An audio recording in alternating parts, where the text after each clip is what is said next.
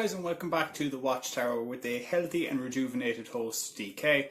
Thank you very much to everyone who was nice enough to leave me comments as well, saying hope they get well soon. I hurt my neck last week and wasn't able to do a proper video for you guys, so as promised, there will be two this week. There's either this one or there's another one. I don't know which order they're going to come out in yet, I haven't decided.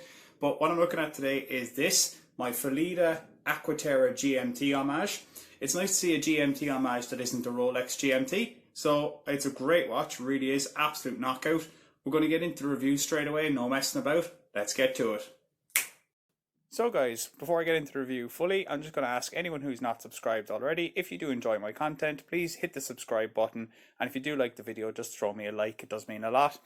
With all that being said, we're going to get into the review. I bought this, the Phylida Aquaterra GMT, or the SE33 as they call it, from the Phylida official store. €66.35 is what I paid on the AliExpress sale.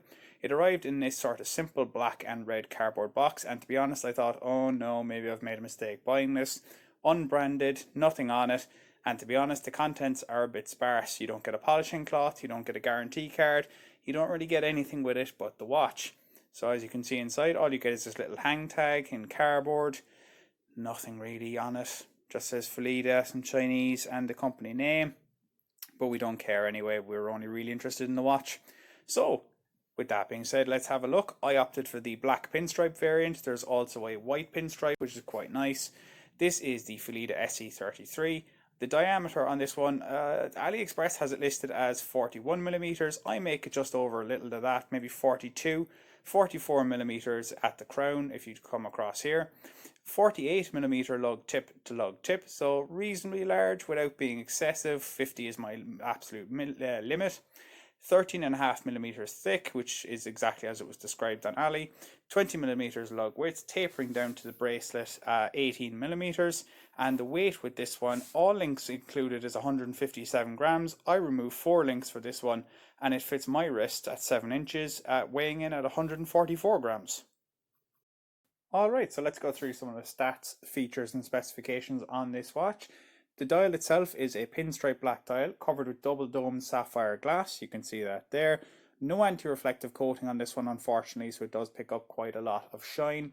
The bracelet, the case and the crown itself are all 316L stainless steel, and the crown is screw down. The bracelet there was featuring the high polished mid links and the brushed outer links, as with most Oyster bracelets, and it tapers down to 18 millimeters down at the butterfly clasp, which is actually quite a nice clasp. Not normally a fan of butterfly clasps, but this one is done quite well. Very comfortable on, and it's really secure. I actually gave this one a good tug trying to get it to come off, and it just would not release. It really is quite solidly made. As well as that, you've got 100 meters water resistance, aided by that screw down crown and the screw down case back. The movement inside is the Pearl DG5833, also known as the Mingju 5833. It hacks, it hand winds, it's a GMT, and it has a date function. So you wind it by pulling the crown out once.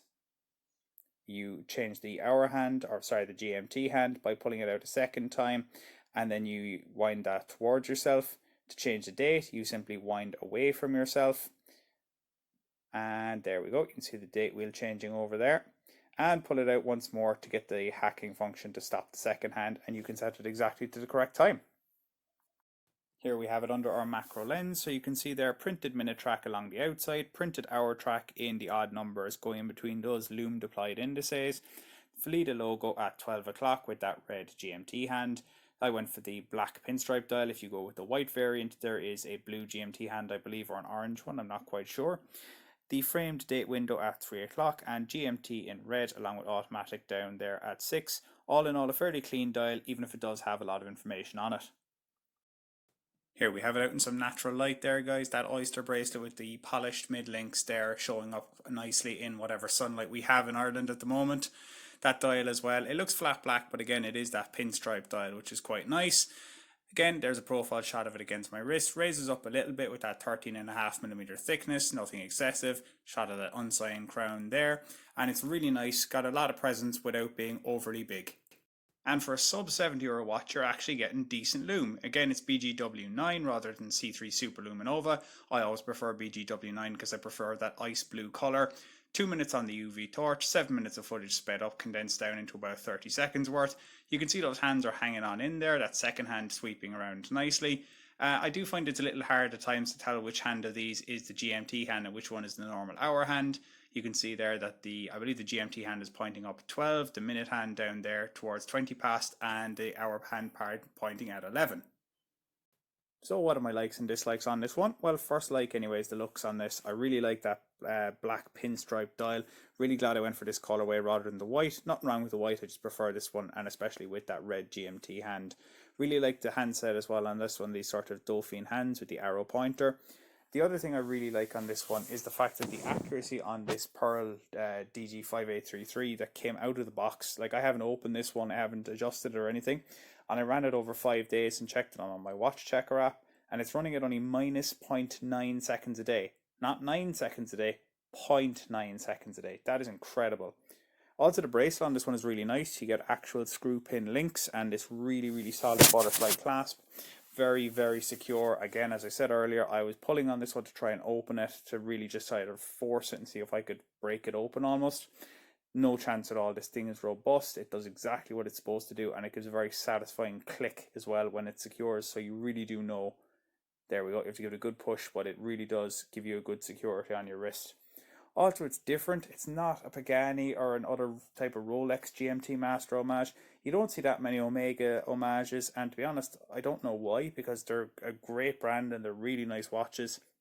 Also, the value on this one, I'm going to pop up the list of things on this watch. So you've got a GMT function, a date function. It keeps excellent time, as I said. It's all stainless steel and 100 meters water resistance, almost unbeatable. So guys, I described this as almost unbeatable, and I do heartily recommend this watch, but you do not get everything. You don't get an anti-reflective coating on this sapphire glass, so in some lights it might be hard to read. Also, you don't get any signed crown or signed case back, both are just sterile, which is a real shame because the Phylida logo is actually quite nice. It's like a pointed 3-point crown. I'll put a picture of their little thing up here from their AliExpress shop. Like, that's actually quite nice and it would look really good as a logo. I mean, you could swap out the Phylida on the dial as well if you wanted, but I don't mind it. The other thing as well, as it's a copy of the original Aquaterra, you don't get any micro adjusts on this bracelet. You don't get them on the Omega either, and that's 10 times, if not, actually it's about 20 times the price. The other thing is you don't get a signed clasp, and also some of the screw pins were very difficult to remove. I actually had to get a pliers to pull one of them out. The other thing is one of the lugs is a bit wobbly. One of the lugs sits in perfectly and it's in the lug holes exactly with the spring bar, and this one doesn't seem to want to sit in no matter what I do with it. I've tried swapping it out for another spring bar and it just does not seem to want to sit. But to be quite honest guys, these are all really, really small things and I will be happy to live with them for the price of €67 to get all of this watch. So there we have it, my review of the Phylida Aquaterra GMT Homage, or as they call it, the Phylida SE33. To be fair, not a bad name in fairness, considering some of the Pagani PD codes we've seen in the past. This one really is a great watch, guys. It's a hell of a value proposition. I think the black dial is the one to go for, but what do you guys think? Do you prefer the white dial? Maybe you don't like it at all, to be quite honest. It's all personal preference on this. I'm only here to give you the information. It's up to you guys then whether you want to buy it or not. I have left an affiliate link down below, of course, and if you do want to pick it up and you want to use the affiliate link, it would be much appreciated. That's all we've got time for this week. I've been your host, DK. This has been another episode of the Watchtower. I've been loving another watch I got on AliExpress as normal, and I'll see you guys soon.